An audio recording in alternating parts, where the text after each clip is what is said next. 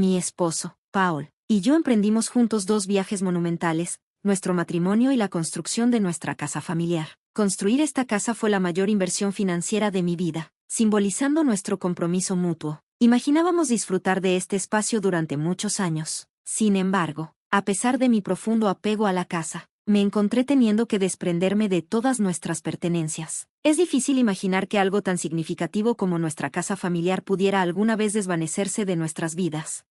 Nos casamos hace 5 años y simultáneamente lanzamos nuestro proyecto de la casa de ensueño. A lo largo de los años, realizamos los pagos de la hipoteca con diligencia, y aún puedo recordar el aroma fresco de nuestro nuevo hogar y las miradas amorosas que compartíamos mi dulce Paul y yo. Nuestro sueño incluía una amplia sala de estar bañada por la luz de la mañana que se filtraba a través de grandes ventanas. Paul siempre consideraba mis preferencias en cada elección de diseño. Yo estaba particularmente entusiasmada con tener una cocina integrada y seleccioné cuidadosamente el tamaño y la orientación de las ventanas. Los domingos, alrededor de la 1 p.m., la luz del sol entraba de manera perfecta, creando una atmósfera tranquila ideal para relajarse o tomar una siesta en nuestra sala.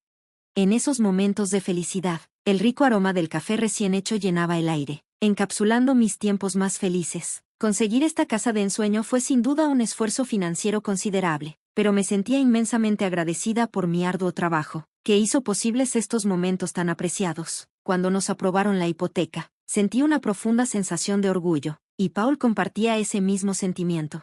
Solo un mes después de habernos mudado a nuestra casa familiar, recibí una llamada inesperada de mi suegra, Sofía, quien había estado viviendo sola y dependía de la asistencia social. Ustedes, Paul y tú, construyeron una casa familiar. Ahora que está terminada, me gustaría mudarme con ustedes. Si me quedo sola en esta casa destartalada, podría enfermarme, explicó. Había conocido a Sofía solo brevemente cuando Paul y yo estábamos planificando nuestra boda, y no éramos particularmente cercanas. La idea de que se mudara con nosotros me resultaba abrumadora. Como recién casados, Paul y yo apenas comenzábamos a establecernos en nuestro propio espacio. Entendiendo mis dudas, Paul me tranquilizó. Ellen, sé que tener a mi madre viviendo con nosotros sería abrumador para ti. Hablaré con ella y le explicaré que no es factible que vivamos juntos. Sentí un gran alivio, agradecida de que Paul fuera tan considerado con mis sentimientos y estuviera dispuesto a liderar la situación. Después de hablar con Sofía, ella decidió no mudarse con nosotros.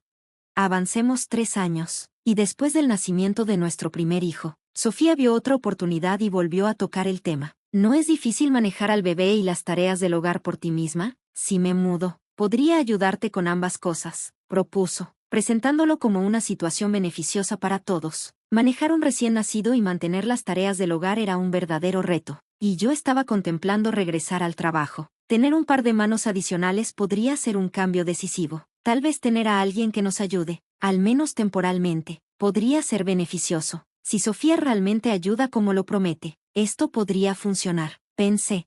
Sofía estaba emocionada ante la posibilidad de mudarse. Esta vez, la idea parecía más práctica. Si cumplía su compromiso de ayudar, su presencia podría aliviar nuestras cargas y mejorar nuestra vida familiar. Cuando finalmente accedí a que se quedara con nosotros, fue con la condición de que ayudaría con el bebé y las tareas del hogar. Al principio, Sofía tomó en serio esta responsabilidad. Se encargaba entusiasmadamente de la lavandería, doblando la ropa con esmero, e incluso se ofrecía a cuidar al bebé mientras yo hacía mandados. Yo me encargo de la ropa y la doblo, decía con una sonrisa, mientras haces las compras. Yo cuidaré al bebé, me aseguraba. Estaba genuinamente sorprendida por su dedicación y comencé a sentirme culpable por haber dudado de ella. Parecía estar demostrando ser de gran ayuda, y empecé a apreciar más su presencia. Sin embargo, ese entusiasmo por ayudar duró solo una semana. Después de esa primera semana, el entusiasmo de Sofía pareció evaporarse rápidamente. Comenzó a holgazanear después de que mi esposo se iba al trabajo, y dejaba de cuidar a mi hijo, incluso cuando le pedía explícitamente su ayuda. Esto se convirtió en un problema frecuente, y mi confianza en ella comenzó a erosionarse. Su compromiso de ayudar con las tareas del hogar y el cuidado del niño disminuyó hasta el punto de que ya no podía confiar en que cuidara de su propio nieto, y mucho menos que ayudara con otras tareas. Cuando Paul intentaba abordar el tema, Sofía desestimaba sus preocupaciones o respondía a la defensiva. Sabes que también estoy haciendo lo mejor que puedo, Ellen. Solo estás siendo demasiado estricta, solía decir, pero Paul le respondía con firmeza. Necesitas ayudar de verdad. Esa fue la razón por la que acordamos vivir juntos. Cada vez que Paul la enfrentaba por su falta de esfuerzo, ella desviaba la culpa hacia mí o rompía en llanto, tratando de evocar su simpatía. ¿Estás tratando de echarme? Por favor, no seas tan fría, suplicaba, usando sus emociones para evadir los problemas reales en cuestión. Este patrón hizo que fuera cada vez más difícil mantener una convivencia armoniosa, ya que Sofía parecía poco dispuesta a cumplir de manera constante con su parte del acuerdo. Ya que la casa familiar le pertenecía a mi hijo, tengo derecho a heredarla, ¿verdad? ¿Y podrías también dejar los muebles? Preguntó Sofía. Sus palabras me desconcertaron, y me quedé atónita. Aquí estábamos, supuestamente de luto por nuestra pérdida compartida, y ella ya estaba hablando de heredar la casa y sus muebles. La afirmación de Sofía me sumió en confusión. La casa, construida con una inversión de alrededor de 650,000 pesos, todavía tenía una hipoteca. Incluso si eso fuera cierto, ¿qué pasa con la hipoteca? Respondí, esperando encontrar algo de lógica en su enfoque.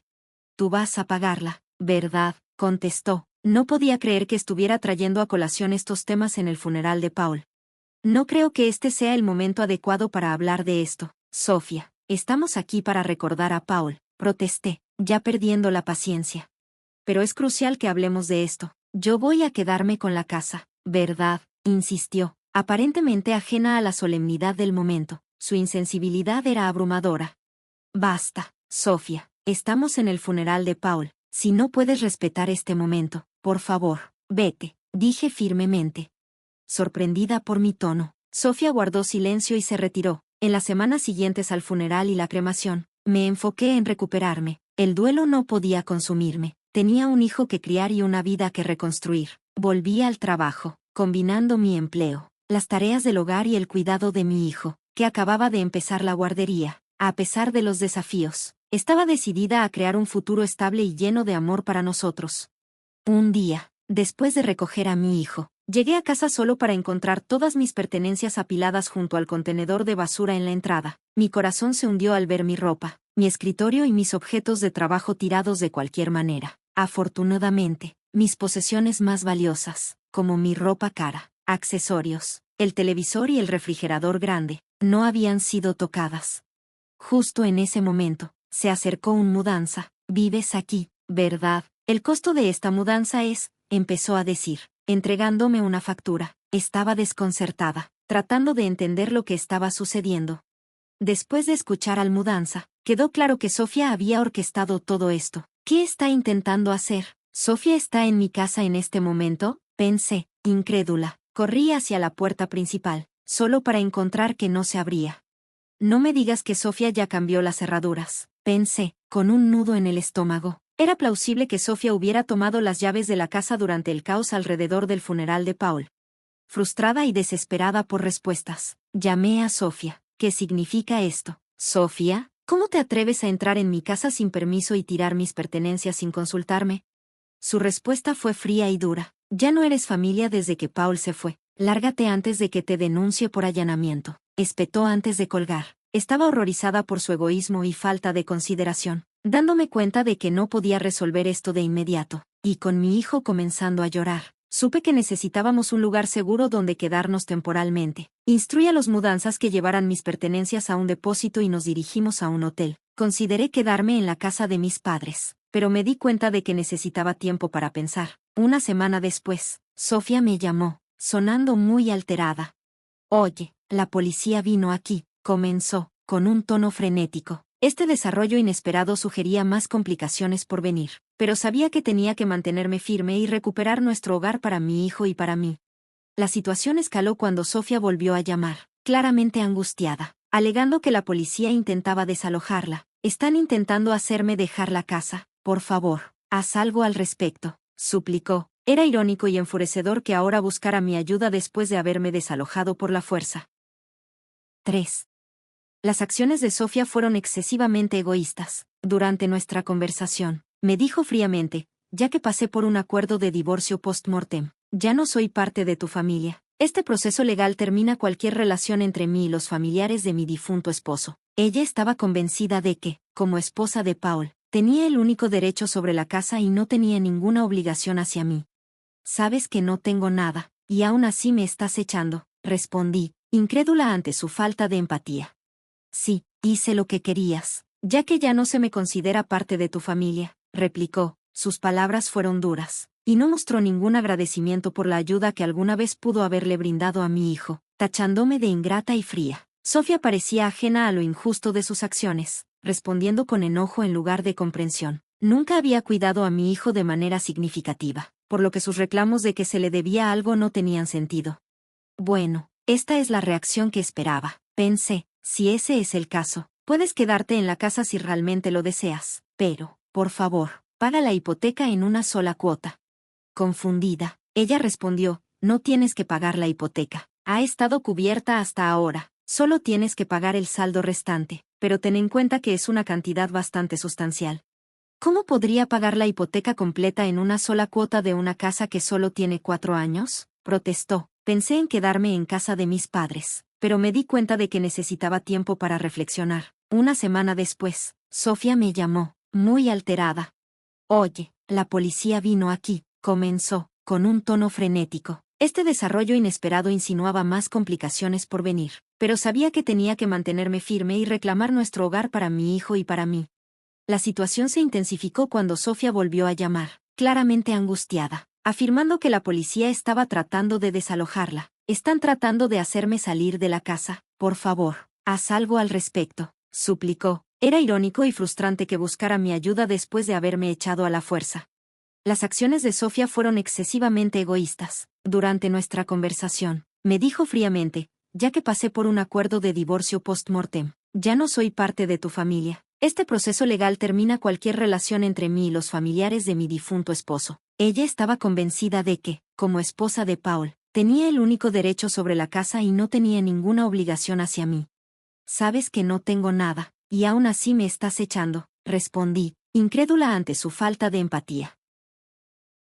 Sí, hice lo que querías, ya que ya no se me considera parte de tu familia, replicó. Sus palabras fueron duras, y no mostró ningún agradecimiento por la ayuda que alguna vez pudo haberle brindado a mi hijo, tachándome de ingrata y fría. Sofía parecía ajena a lo injusto de sus acciones, respondiendo con enojo en lugar de comprensión. Nunca había cuidado a mi hijo de manera significativa, por lo que sus reclamos de que se le debía algo no tenían sentido.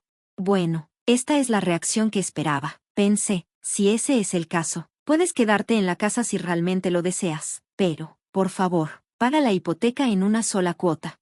Confundida, ella respondió, no tienes que pagar la hipoteca. Ha estado cubierta hasta ahora, solo tienes que pagar el saldo restante, pero ten en cuenta que es una cantidad bastante sustancial.